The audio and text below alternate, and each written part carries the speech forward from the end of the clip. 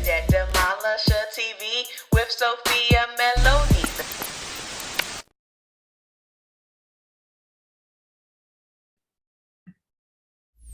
Debt Demolisher TV with Sophia Melone.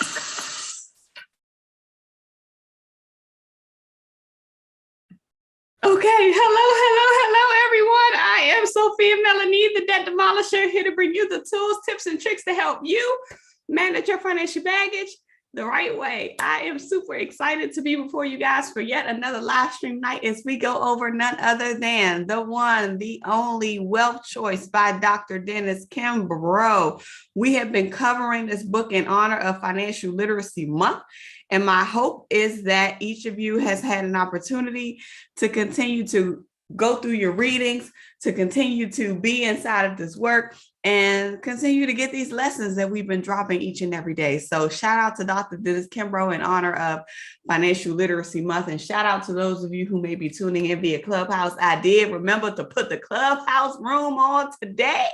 So we are also streaming via audio on Clubhouse. Okay, let me see if I could just change up my lip color. I don't know why it just doesn't look the same on this version, but we're just gonna make it work. Hello guys, shout out to Family Matters in the building.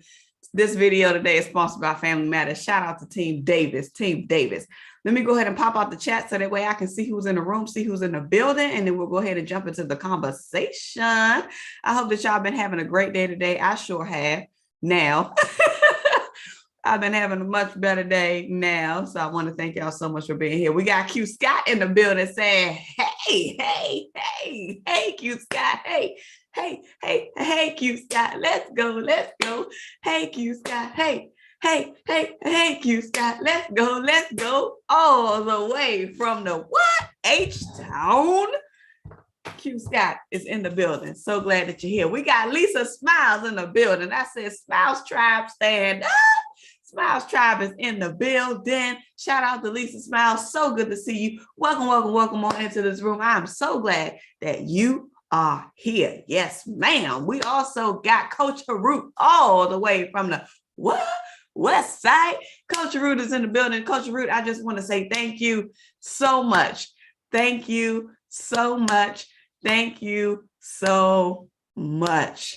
You have been such an encouragement and such an inspiration to me in my times of, I want to say, just sometimes just stress on this side of town. I just end up seeing something from you that just absolutely blesses my spirit every time. So I just want to say thank you. Thank you so much for your thoughtfulness. Thank you so much for the nuggets. Thank you so much for the gems. Thank you so much for just everything that you do, Coach Harut. So I just want to say thank you. Shout out to Coach Harut. She's saying hello and listening while multitasking. All right. Peaceful Love is in the building. Hey, Peaceful Love. So good to see you. Welcome on into this room. I'm so glad that you are here. We got Tracy Ann also from the West Side in the building. Tracy Ann, so good to see you. She's saying hello to everyone. We got Lisa H in the building back again. Queen Lisa, so good to see you. Welcome on into this room. I'm so glad that you are here. Tracy Ann says, tuning in from the what? West Side? Let's go. Tracy Peaceful Love says 8 a.m. on Saturday. Let's go. You already know. 8 a.m. we are doing our Budget With Me live streams. The reminder post on the community page goes out tomorrow. So for those of you who may not be aware of what Peaceful Love is talking about, we're doing our 8 a.m. Budget With Me live stream. So you know we do Budget With Me's every other week because we got to be consistent when it comes to our budgeting. So with that, we're doing our Budget With Me live stream, and it starts at 8 a.m. So I want to see y'all in the room because Peaceful Love already says she's going to be here. Okay, let's go. Lisa Smile says, I'm at work, waiting for my client, hair to dry, ready to go. Let's go, Lisa Smile. Let's go. Let's take advantage of all of this time while the client is under the dryer. Can we get an amen? And I hope she's under that good old steamer, that steamer thing you got that you showed us in your one of your live streams of how you like deep steam your client's hair and stuff like that. Speaking of which, Let me go get my glow butter. Hold on.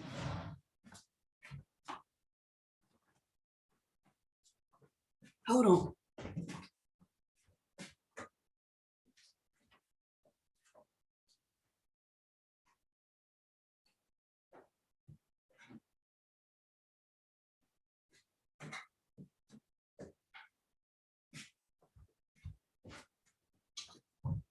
I forgot. I washed my hands before I came in here and I saw a little bit of ash. So y'all know I got to put this good old glow butter on. I'm trying a nutmeg. I'm putting on a nutmeg. Shout out to Lisa Smiles and her good old glow butter. Yes. I gotta lather up. You see the cream all on the knuckles and everything. Yes. Lisa Smiles. It smells so amazing. So amazing. Woo, shout out to Lisa Smiles and this good old glow butter. Custom made by Lisa Smiles. Let's go. I'll be ordering my Caribbean scent during our Budget With Me live stream, okay? Because it's in the budget. You are on the budget, Lisa Smiles. You on the budget. Okay, I'm just saying. Divinity is in the building saying that she's checking in from Michigan. Let's go, Divinity. All the way from Michigan. I'm so glad that you're here. Welcome on into this room. And I cannot wait for our one-on-one live stream that's going to be coming up very soon at the ending of this month. So y'all in Patreon, tune out for that. We got Melanie in the building. Shout out to Melanie, the creator, the originator, the founding executive of Here for a Reason. Melanie is in the building saying, we love you, Sophia. I love you too, Melanie. And I'm so proud of you. So happy for you. I've been seeing some of your stuff on LinkedIn. Y'all know I haven't been on there for a while, but I was like, oh my gosh, it's so awesome. So shout out to Melanie. Shout out to Here for a Reason and the cause that she is pushing forward. I love you, Melanie. Super excited that you're here. Thank you so much for being here. Acacia is in the building. DDTV moderator. Go Acacia. Hey Acacia. Go Acacia. Hey Acacia. Let's go. Let's go. Let's go. Let's go. Let's go. Let's go. Let's go. Let's go. Let's go. Let's go. Hey Acacia. Go Acacia. Let's go. Acacia saying, greetings, DDTV family. I'm popping on. But in Chattanooga, visiting my dad and bonus mom, they met me halfway. Come on, family. That's what I'm talking about. Family time. Say hello to your dad and your bonus mom. Hello, mom and dad. Hello, mom and dad. So good to hear you or see you in the room through Acacia in the building. Let's go. Lisa Smile says, all enjoy. Lisa Smile. Acacia says, thanks, Lisa Smile. Lisa Smile says, Sophia, stop running like how Chef Joe runs back to the car. Yes. And y'all know I got a drop today. I was in the middle of a meeting and all of a sudden I heard ding, ding. And I was like, okay, maybe it's a mail, maybe it's a package because I did order something. Okay, I did order something. So I thought it might have been a package. And then I opened the door and Chef Joe was already in the car at this point and he was getting ready to pull on. So he was already in the car. So I did, I took a picture of it because I did upload it on YouTube, but the music that I use, they keep issuing these copyright claims though. I ain't got time for that. So I just put it on TikTok. I took a snapshot of it and gave y'all the link so that way you can see it on TikTok. I don't know why YouTube be playing with the music. It's only 15 seconds. Like, come on. So that's why I couldn't post a short on YouTube. So it's on TikTok, but the link is on the community page for you guys to check it out so y'all can see what was inside because that thing was good. That thing was good. Shout out to Chef Joe. Shout out to Chef Joe. Shout out to Chef Joe. That food was good. All right. Tracy Ann says, have a great visit, Acacia. I go, Acacia. Let's go. Let's go. Let's go. Let's go. Let's go. Let's go. Let's go. Let's go. Let's go. Let's go. Hey, Acacia. I go, Acacia. Yes. Lisa Smile says, praise God, I'm in the budget. Yes, you are, Lisa Smiles. You in the budget. Okay. You are in the budget.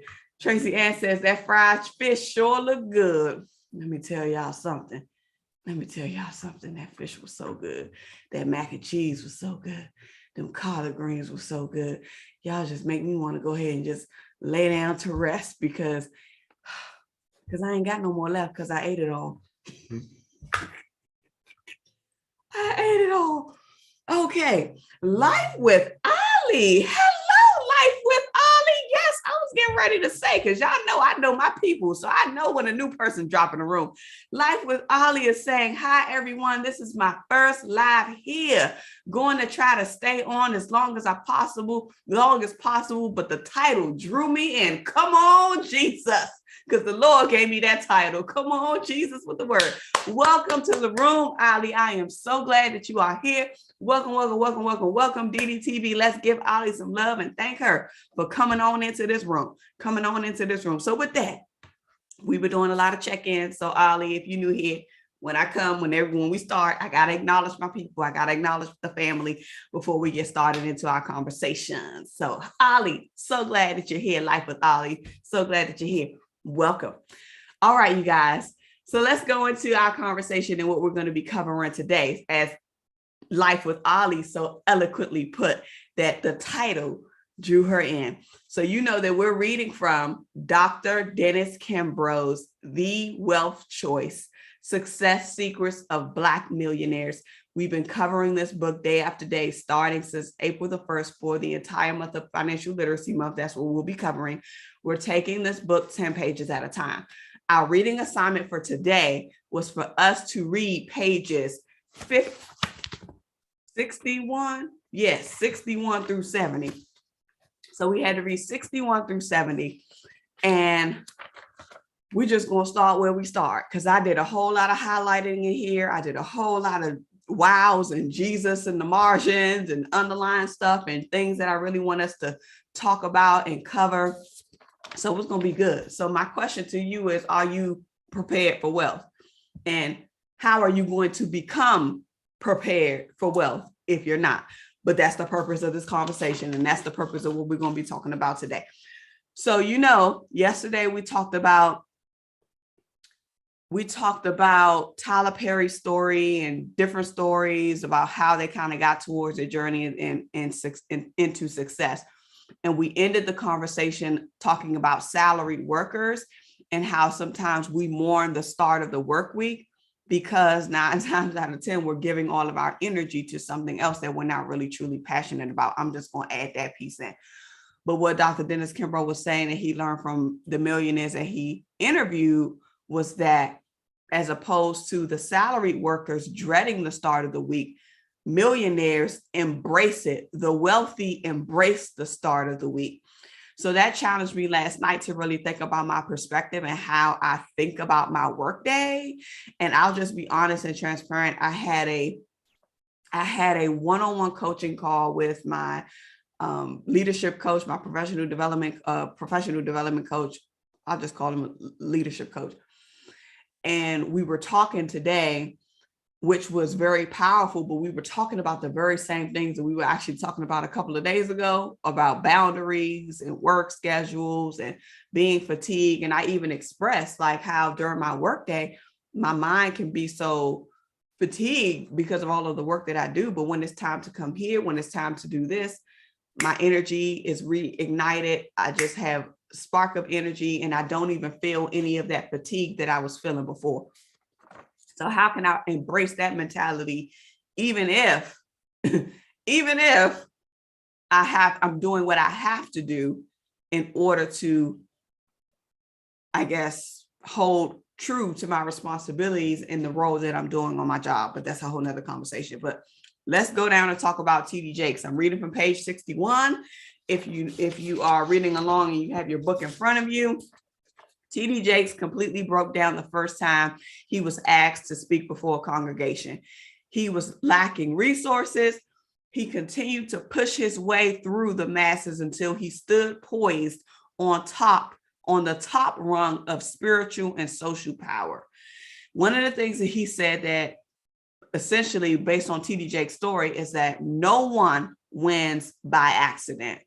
So what does that mean? No one wins by accident. That means you have to be intentional about what you're doing, what you're going after, and why you're going after it. And you have to have a level of confidence, even if you're in the midst of not having enough, even if you're in the midst of having a lack of resources, even in the midst, if you are in a space where you don't really have all of what you need, but you have to be willing to push your way up, push your way through to get you to where you ultimately know that you are called to be. So Victories that are easy are cheap. Victories that are easy are cheap. This kind of reminds me of the story. We heard about this a lot. Sometimes easy things aren't always the best things because you don't really truly learn the value of that easy thing that you gained because you ain't put no work into it. And we're going to cover some of that because we're going to talk about some of the stories about people who hit the lottery and stuff like that. But what Dr. Dennis Kimbrough says on page 62 is that anyone can become a millionaire if he or she works hard enough. Some of us, to be quite honest and to be quite frank, some of us have already been millionaires. One of the things that I do inside of my coaching program, I do this exercise with my students whereby we do this one thing to really see how much we've grossed so far in our lives. 9 times out of 10, when people do that exercise, they are able to see that they were already a millionaire. They are able to see that they've already earned millions. They've already earned it at some point in their life. So anyone can become a millionaire. And sometimes unconsciously we are millionaires, but we become a millionaire, but we just don't know it. He says that the average workday for millionaires is far more likely to spill into nights and weekends. I was just talking to my executive coach about this today. I was just talking to him about this today, about me working on the weekends, working in the evenings, working in all times of days of the night. He says that their days begin at 5 a.m. and end at 11:30 p.m. Millionaires are 5 times more likely to say they are always available for business by email or phone, and 3 times more likely to admit that they regularly work evenings and weekends. I don't know how many other people can relate. I don't know how many other people can relate. I don't know how many other people can relate, but we be doing the work. This was the quote. No, it wasn't.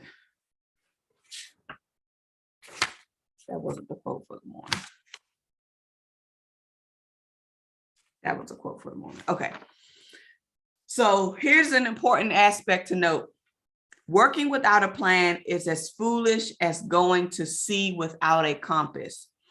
This is why I always say that not only identifying what it is that you want is important, but what's most important is identifying the plan for you to be able to get there. So you can say that you desire something all day and all night, but if you don't put in a plan, if you don't create a plan, if you don't develop a roadmap, how do you even expect to get there? So you can identify what you want. You can put your name to claim of what you want. But if you haven't mapped out your plan, if you haven't thought through your process, it's like you going out to sea with no compass. Meaning you will be in the middle of the ocean, not knowing where you're going, probably spinning around in circles and not even realizing it, not even getting anywhere close to your destination because you have no map, because you have no plan, because you have not thought through A to Z. Even if you think through A to Z, still recognizing that in between, there could be pivots, there could be things that have to adjust. But the best way to pivot and adjust is to at least have an initial plan in place. So you got to work with a plan. And that's how you become prepared for wealth. Planning is key. Planning is key. You got to plan your numbers. You got to plan your expenses. You got to plan everything. Plan. It's the foundation. Dr. Dennis Kimbrough says, you and I can count among our acquaintances those who have worked hard their entire lives with little or nothing to show for it. And I can give you a prime example. Someone who is near and dear and close to my whole entire life, my heart, the very person who I care for. Hi, Kimberly. I got another newbie in the building. Hi, Kimberly. So good to see you. Welcome on into this room. I'm so glad that you are here. Let's go. We also got Coach Sheena in the building. Hey, Coach Sheena, it's so good to see you once again. Welcome, welcome, welcome on into this room. Let's go, y'all. The prime example I have is my mom. My mom has worked hard.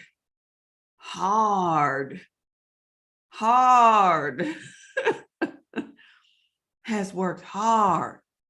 But what does she really have to show for it? Not much. Not much. Granted, she may have more than some. She may have more than a lot of others. But given her situation, given where she is, she doesn't have a lot. And she has worked hard. Long and hard.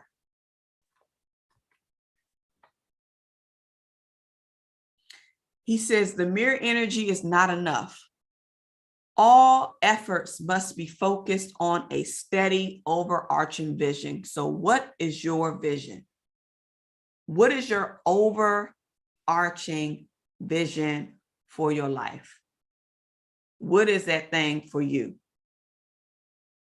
What is that thing for you?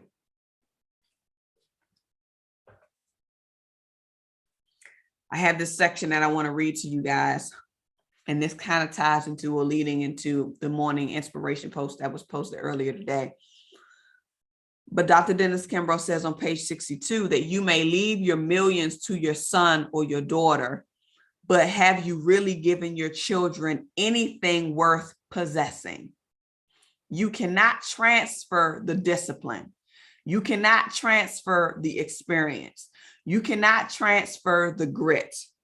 You cannot transfer the delight of achieving, the delight of joy, the delight of the joy that's felt in growth, the delight of pride of acquisition. Majority of millionaires in this study confess that their greatest satisfaction and most memorable occasion occurred when they emerged from poverty into the days of joy.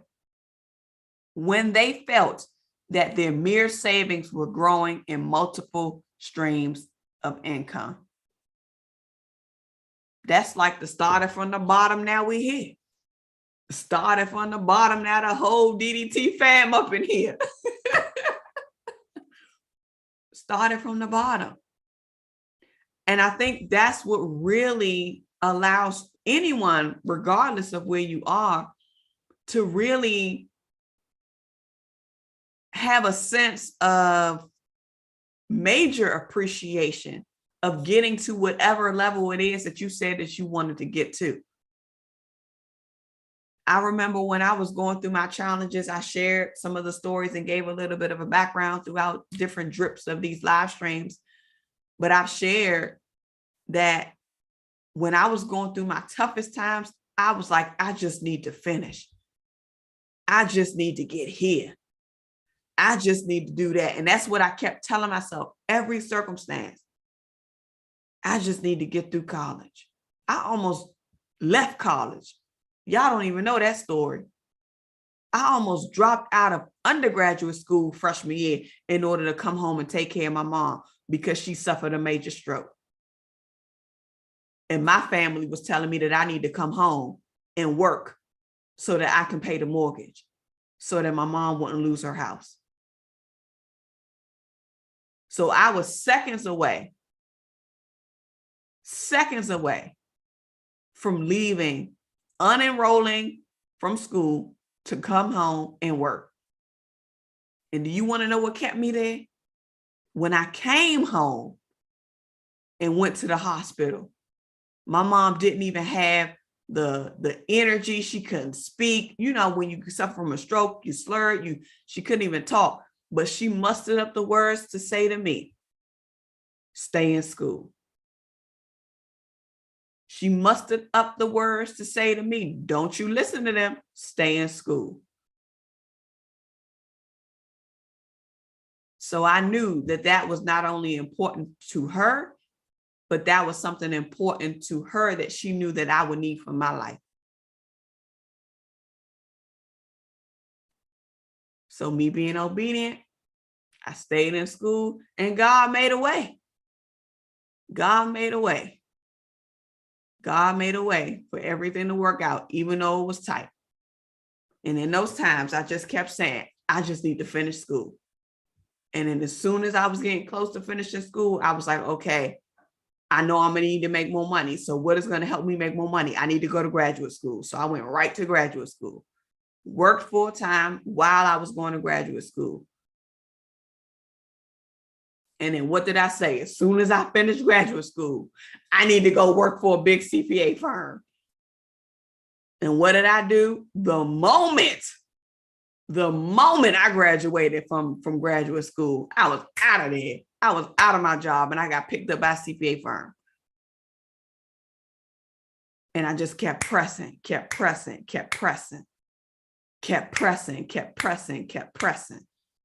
Increase.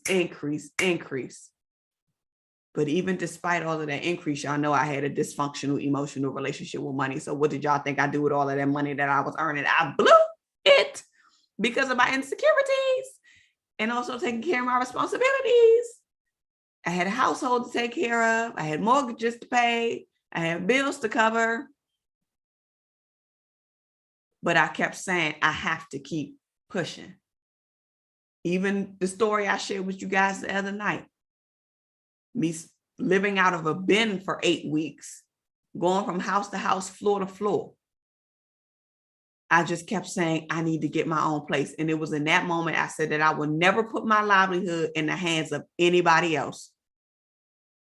I would never put my livelihood in the hands of anyone else, even if it was my mom. Even if it was my mom. That one instant, that one situation changed my whole perspective. I gotta take care of myself. I don't care who it is. I gotta take care of myself.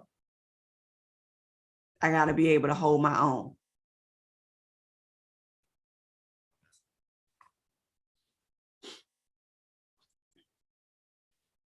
Coming from the bottom and working your way up.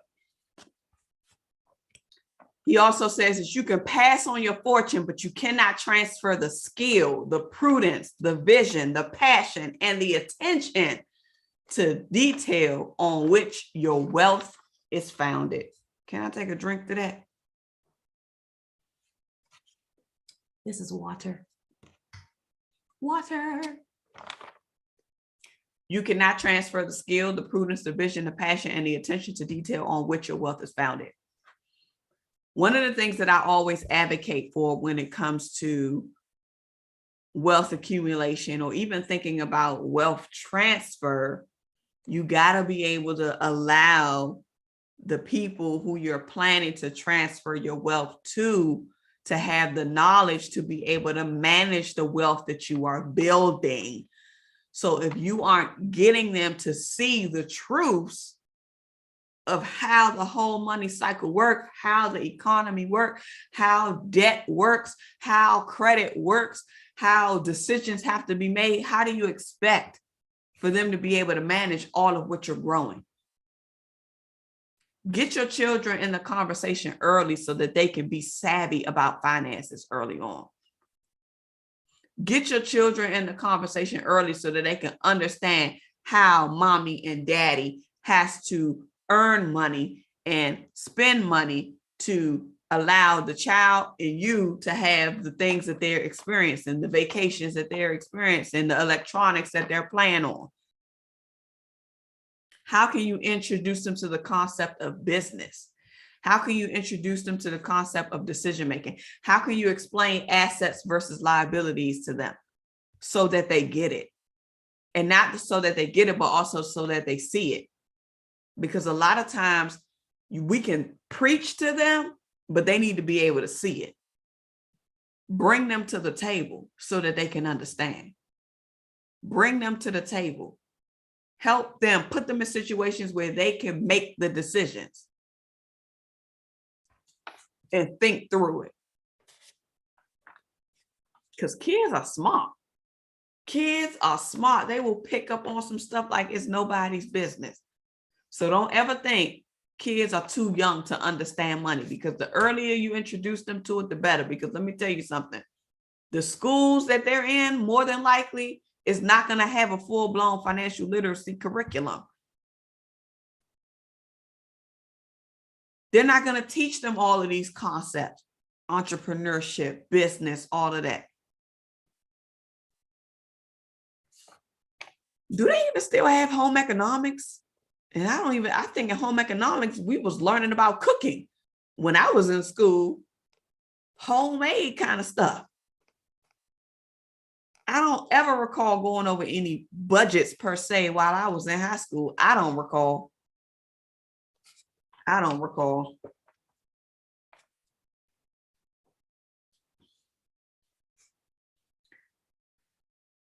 This leads to the morning quote that was posted this morning, but I'm gonna read the preceding paragraph above it. But it says, you thought it a kindness to deprive yourself in order that your children might begin where you left off.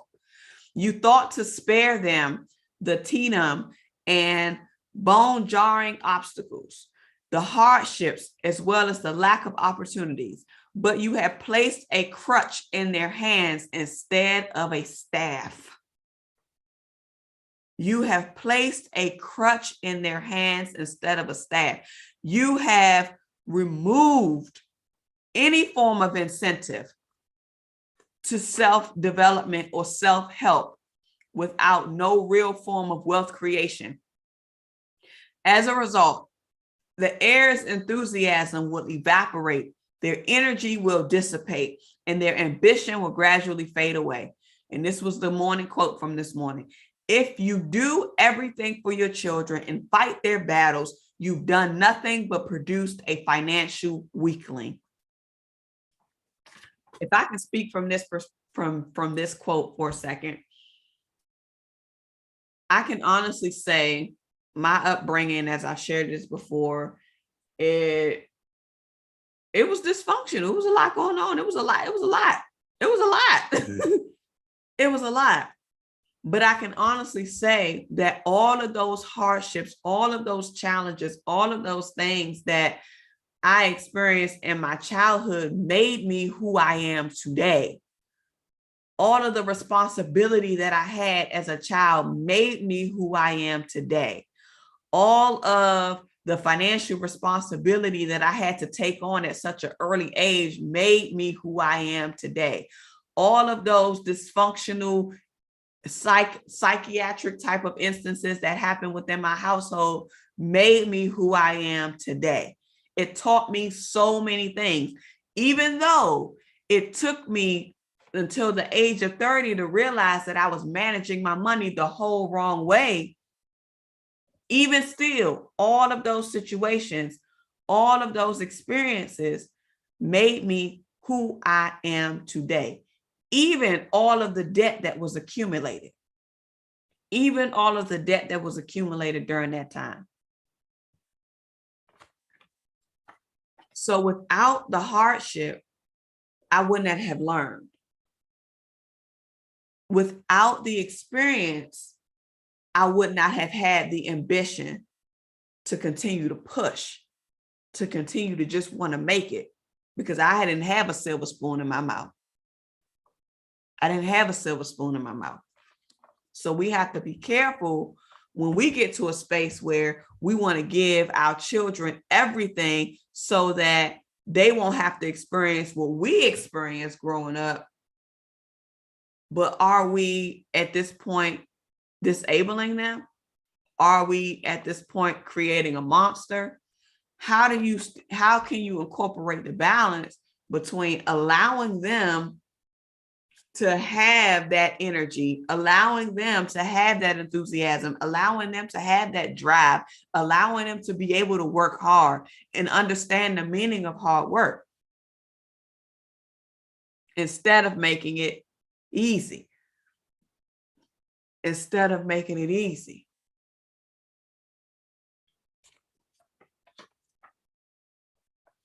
Dr. Dennis Kimbrough also says that wealth creators truly believe in their ability to influence events, in their capacity to direct destiny, and in their power to shape the future. If you are a wealth creator, if you want to be a wealth creator, You got to believe in your ability to influence. You got to believe in your ability to have the capacity to grasp on to your destiny, to grasp on and direct your destiny by, i.e., creating a plan.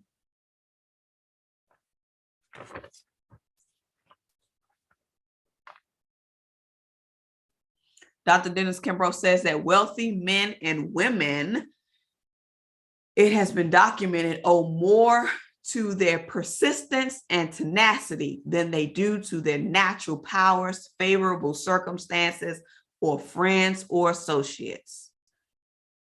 He says that though talent and connections are desirable, nothing will take the place of aim and perseverance. So the question I have for you is, what is your aim? What is your aim? And if you've read Think and Grow Rich by Napoleon Hill, then you know that he talks about having a definite chief main purpose or something along those lines. What is your aim? And the aim is none other than the goal. What is your overarching goal? What is your overarching vision? What do you see for your life? What is that? What is that aim? He talks about the book, The Richest Man in Babylon, which I need to read because I got the book, but I haven't read it yet. Lord, forgive me. Page 65. Our children should be taught that diligence is the mother of good luck. He says that fewer than 2% of respondents in the study inherited all or any or all of their fortune. So this goes to show that the majority of millionaires aren't millionaires because of what they've inherited, meaning what was passed down to them. Because even when you got to think about it, an inheritance is not something that you earn. I'm just going to call it what it is. Even if you got an inheritance, you didn't earn it. And we know that a lot of times when it comes to things that we don't earn, we tend to disregard. We tend to not really care about it because we didn't have an effort really to put into it. So that's just like how, and I think Tony Gaskins was talking about this on on the live the other night about how somebody got $10,000 from his dad and blew it, and then he got another $10,000 from his dad and blew it. I think he was either reading the story or something, but it was Tony Gaskins was talking about it.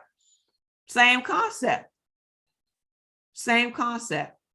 Somebody else worked hard or was smart enough to be able to strategize to think of an inheritance to leave to his children. Father passes away, the inheritance starts to come to the child. And because they haven't earned it, because they haven't put any work towards it, because they don't even know what to do with it, they end up wasting it. They end up wasting it. He says that moreover, research has revealed that those who receive luck-induced wealth far too often fail to retain their windfalls. Wasn't I just talking about that? Wasn't I just talking about that? Lottery winners, inheritance getters, a lot of times they get these lump sum of monies and they don't know what to do with it. Because they see this big number and they think it's going to last forever, not knowing that you can blow through $10,000 in a day.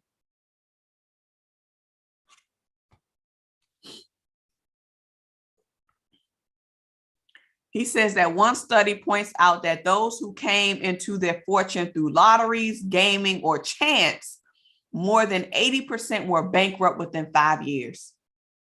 The fate of those receiving other gifts or gains, such as insurance claims or an inheritance, isn't much better. Isn't much better. He says that luck occurs when preparedness meets opportunity, and opportunity is ever present. So if opportunity is ever present, what is the key?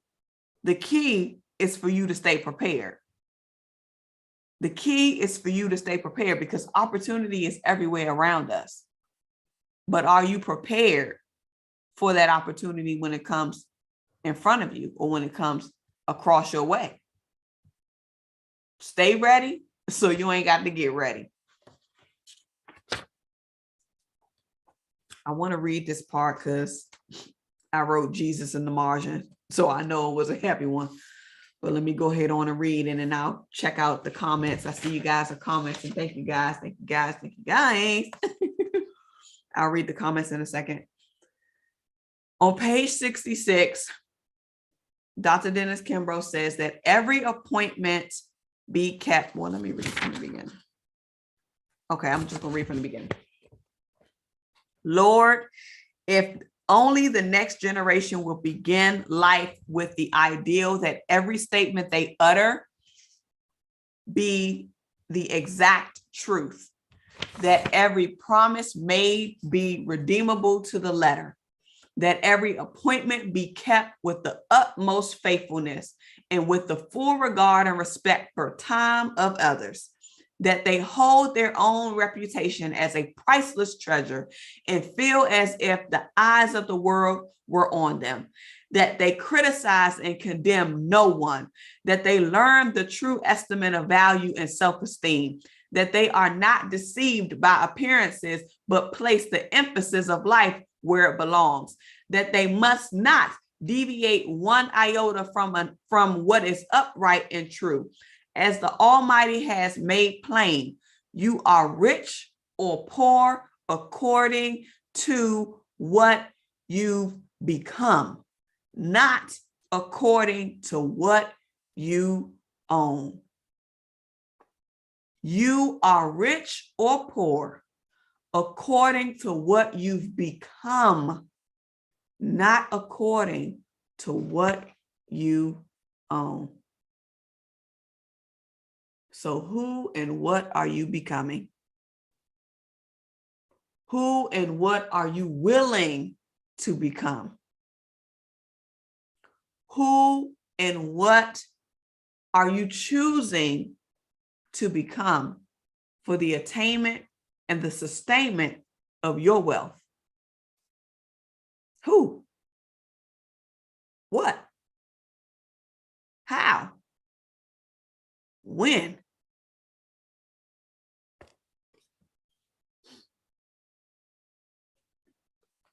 Dr. Dennis Kimbrough says further down that most of the wealthy, a loving mother, an innate driver that knows no defeat, a definite purpose that never wavers, a concentration that rarely loses its focus, an indomitable energy, the identification of a calling, courage that never falters, a love of detail, an upbeat disposition matched only by unbounded enthusiasm, as well as the habit of hard work, will always ensure the largest measure of financial success. Did y'all pick up those elements? Did y'all pick up that criteria? Who are you becoming? Dr. Dennis Kimbrough talks about how the wealthy became wealthy. That's the subsection there. There was a few things that was in there that was pretty good. But I wanted to talk because he talked about the error of the Black Wall Street. And I'm pretty sure you guys might have heard of it. Well, you probably would have heard of it if you read through the book. But if you haven't read through the book, if you haven't got your copy of The Wealth Choice, please pick it up because we are getting into the gems and there's so much juice inside of here. And I really firmly believe that all of us need to be reading this book and doing this thing together. But he talks about the Black Wall Street, and he talked about how when it came to the Black Wall Street, they created their own path. They had to create their opportunity that they weren't getting from the other white counterparts, that the society as a whole wasn't trying to give them. They had to create their own. So what did they say? He says that these hardy souls were not easily discouraged. As a result, they became the investors or the inventors of letters of credit, bills of exchange, and basic financial and accounting methods. Having been shut out of their careers and forced to devote their entire energies to organizing their capital, they acquired a genius for the acquisition of wealth. Sometimes your opposition will push you to the limit. Sometimes your opposition or the things that you feel like you've been shortcutted on, or the things that you feel like you've been shortchanged on, will lead you to create that very thing that you weren't getting from somebody else. So sometimes we can be upset about the things that we're experiencing, not realizing that that very thing that we're experiencing is creating the opportunity for us to get whatever it is that we even wanted in the first place. But are you going to be discouraged? Are you going to be defeated? Are you not going to allow yourself to see this as an opportunity? Are you not going to think through the process of how can I get it anyway, even if I can't get it from this side? There's always another way because of the God I serve. Don't get it twisted. God has gave us a remarkable mind. God has given us the ability to think like him in his image. In his image. He has given us the ability, everything that we need, everything that we could possibly need, we already have access to it. We just have to piece it together. We just have to piece it together. Everything we need is in direct reach. Everything. We just haven't opened up our minds and our eyes to realize that it's there. We have not been able to open up our eyes to identify the optimism, the possibility around what it is that's in front of us. What we have access to, why we have access to that thing. What is it designed to teach us? How can we take it to the next level? We got to think.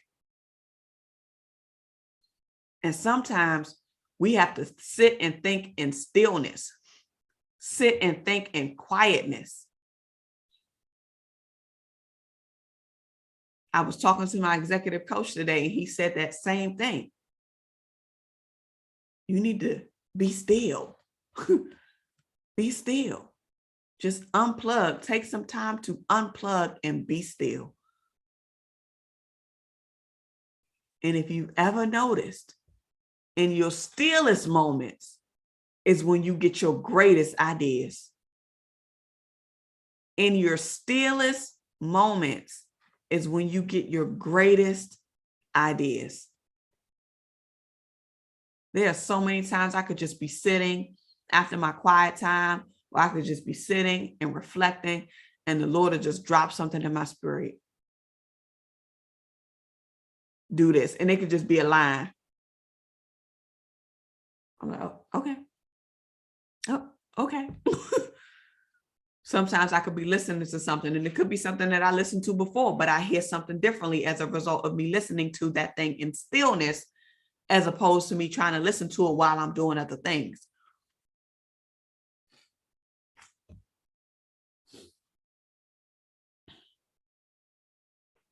Dr. Dennis Kimbrough says that each of us has an innate responsibility to share those ideals and values that produce positive results, not only in our life, but into the lives of others. Into the lives of others. I have a responsibility to show up here and teach. I have a responsibility to show up here and engage. I have a responsibility to share what I know. Just like Tony Gaskin said, even when nobody watching, even if ain't nobody watching, even if ain't nobody listening, I still got to come up and do my purpose work. Trusting that the Lord is going to allow it to fall on the right ears. Because it ain't about me. It's about him and his purpose. It ain't about me. It's about what he wants. So I got to take my ego off the table and do what I've been called to do.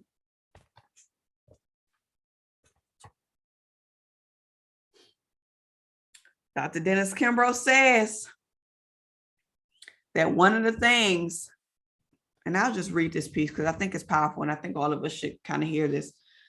But Dr. Dennis Kimbrough says, years ago, he started seeking high successful men and women who were generous with their time and who openly shared the belief system and the philosophy that empowered them to reach their full potential. Dr. Dennis Kimbrough says that as he adopted these attitudes and disciplines that made them a consistent part of his life, he said that he began to experience extraordinary results too. He says that each of us has a song to sing, and the wealth choice is a part of my song. Whether teaching these principles or interacting with my readers, I experience a strong sense of purpose whenever the topic revolves around wealth creation and prosperity. He says, so in short, to whom much has been given, much is required. He says that countless books have been written on every facet of financial success. Why did I feel compelled to add to the seemingly endless stream? He said that frankly, each book he read revealed a different aspect regarding the art of financial fulfillment. Dr. Dennis Kimbrough also says that remarkably, all too often, it is the smallest detail or distinction that spells the difference between success and failure. He says, ironically, an unassuming writer can share thoughts on a difficult subject matter that literally flips the switch in a reader's mind and alters his or her life forever. He says, it is my hope that I am that writer. And I'm gonna tell y'all like this.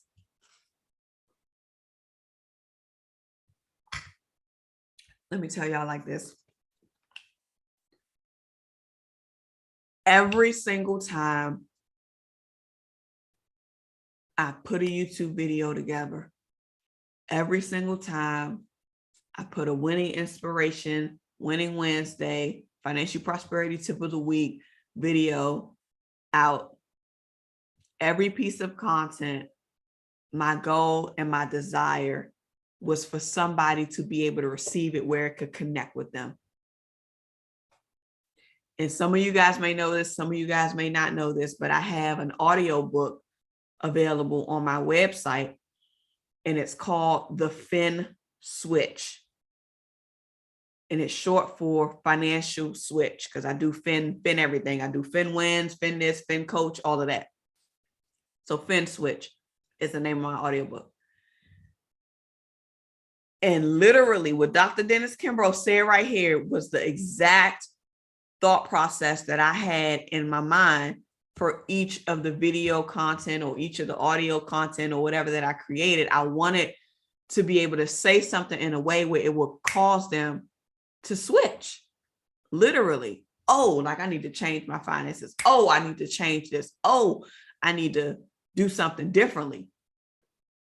Inspiration into action, essentially.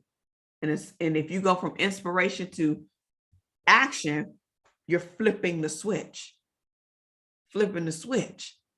Flipping the switch.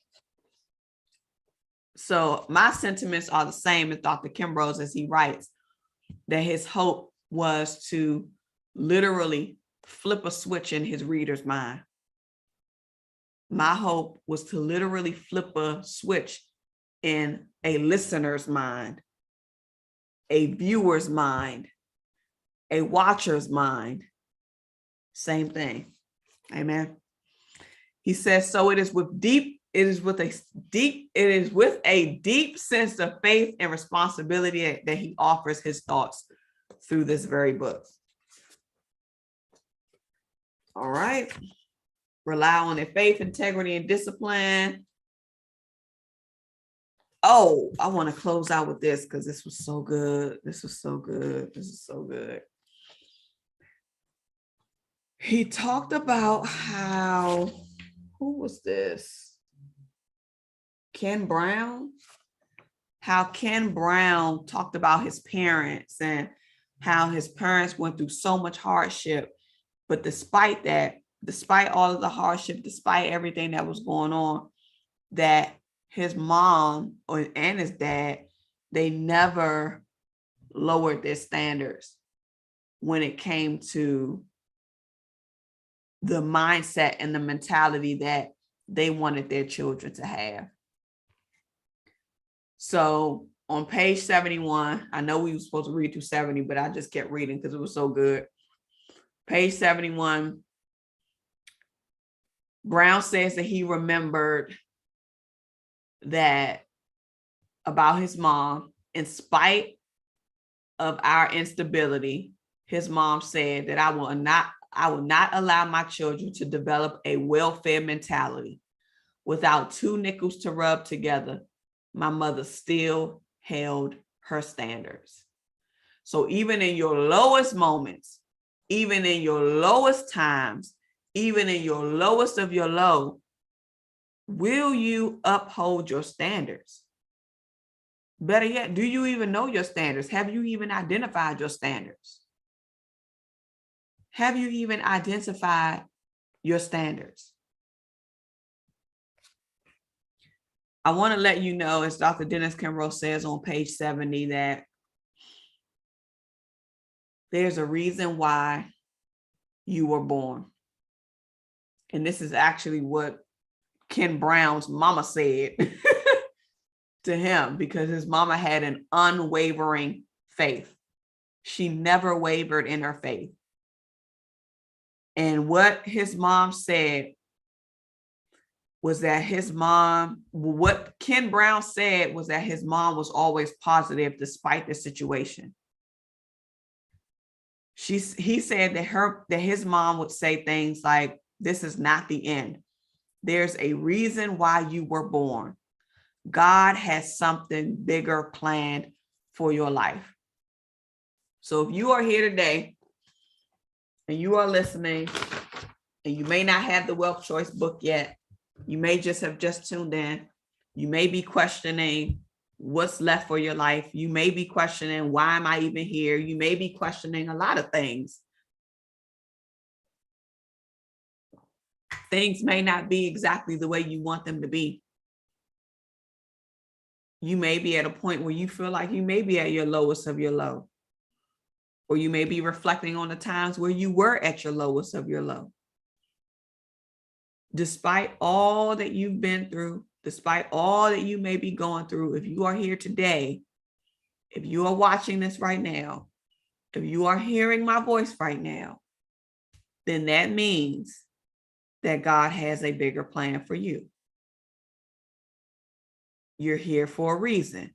Just like Melanie Oates, nonprofit organization, here for a reason. You are here for a reason. Shout out to Melanie if you're still in the chat room. You're here for a reason. So don't let temporary circumstances turn into a permanent circumstance because you decided to keep it that way in your mind. Don't let a temporary circumstance convert itself into a permanent circumstance because you chose to keep it that way in your mind.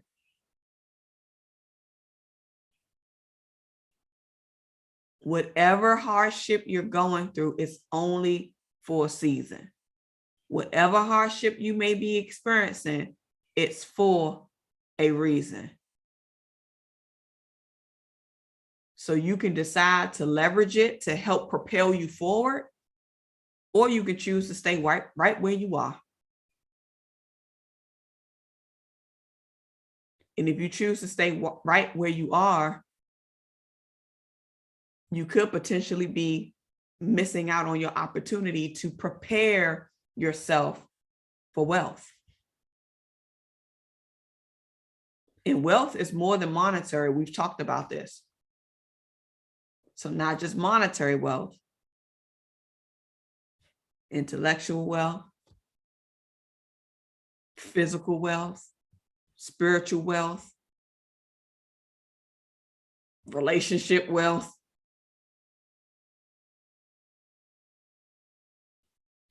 You're here for a reason. You're here for a reason.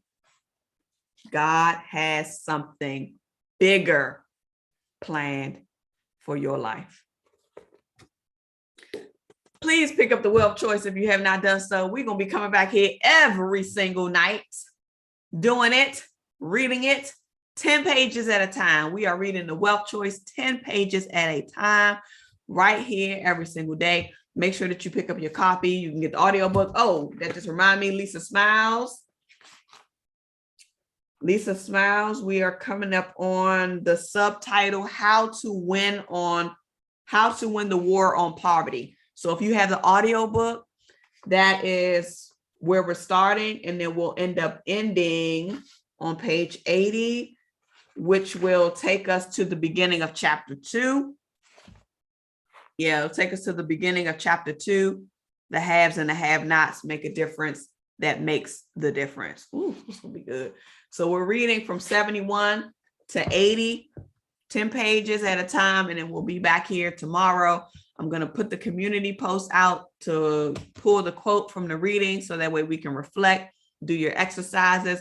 Let me go ahead and read through some of these comments, and then we're going to close out for the night. I'm so glad that y'all were here. I'm so glad that y'all were here. Let me see if I can scroll up. I missed a lot. Okay. Woo, this is a lot. Okay. Q Sky said, my daughter had a full 2-semester economics course where they did exercises like checking accounts and actual mock 1040 tax templates. Yes, that's excellent. If she's doing that and if she's doing that in high school, that's amazing, because I wasn't doing mock tax returns until I was in college. That's awesome.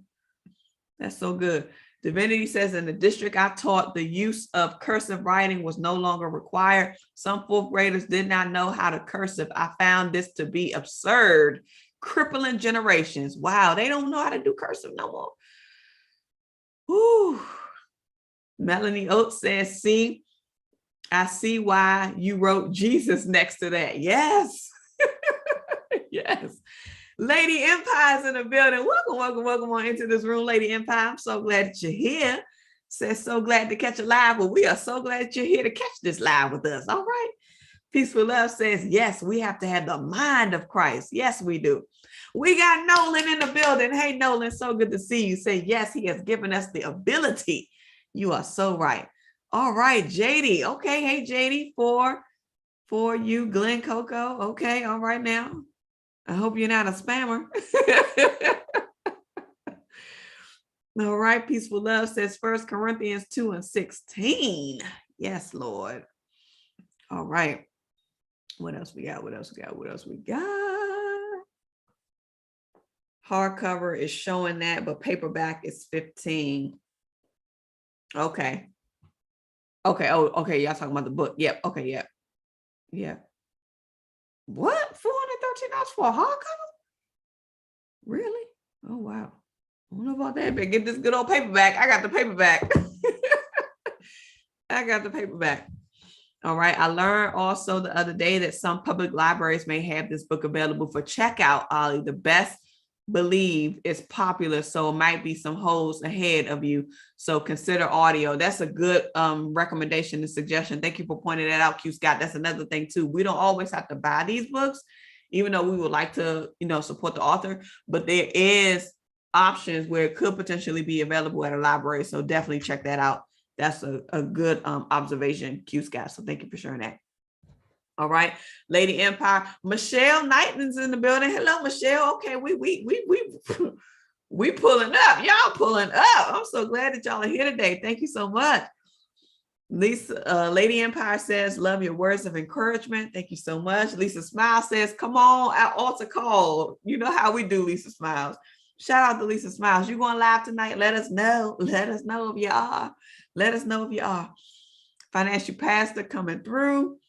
I don't even know what I said, y'all, but y'all have got the prayer hands and everything. Kimberly has got the prayer hands too. Lisa Smile says, I received that. Nolan says, that's an awesome thing when godly, like-minded people gather together for a common purpose. Sophia is planting the seed. We need to water it. And God said he will give the increase. Come on. Don't make me get up and shout. Oh, don't make me get up and shout. Amen. Amen. She did it in her senior year of high school. It was a couple of years ago. Woo, woo, woo. Man, this is so good. Is TG going live? TG going live? Okay, y'all. I think we can close out because I think we done. Sherry is in the building. Hey, Sherry, so good to see you. Welcome on into this room. I hope we're getting ready to close. So if you just joined us, we're getting ready to close out. But I'm so glad that you are here. Life with Ollie says, have y'all read Everyday Millionaires? No, I have not, and I have not heard of that. So I thank you for sharing that. I'm going to look into that. So Everyday Millionaires. Okay. I'll look into that. I have Millionaire Next Door. I have several books, but yeah, I haven't heard of that one. So I'm going to look into that one. So thank you for that. Life with Ollie. Lady Empire says, such a blessing to have heard this word. Blessings to you all for your work. All right. Thank you so much, Lady Empire. We're going to go ahead and close out. And I want to thank y'all so much for tuning in. Lisa H says, thank you for the info on the audiobook. Yes, you're welcome. I got to remember to state which sections that we're on inside of the book for those of you who have the audio, so that way you can kind of see where we're covering, where we're going to start and stop. I might go live after TG if it's not too late. Okay, Lisa's Mouse, I'll be on the lookout, but I'm getting ready to close out then, because if he live, we getting ready to jump over there. See y'all on TG Live. All right, good night. Y'all already know what I'm going to tell you to do, and that's what? Get to work. All right. Bye. See y'all tomorrow. The Debt Demolisher TV with Sophia Melone.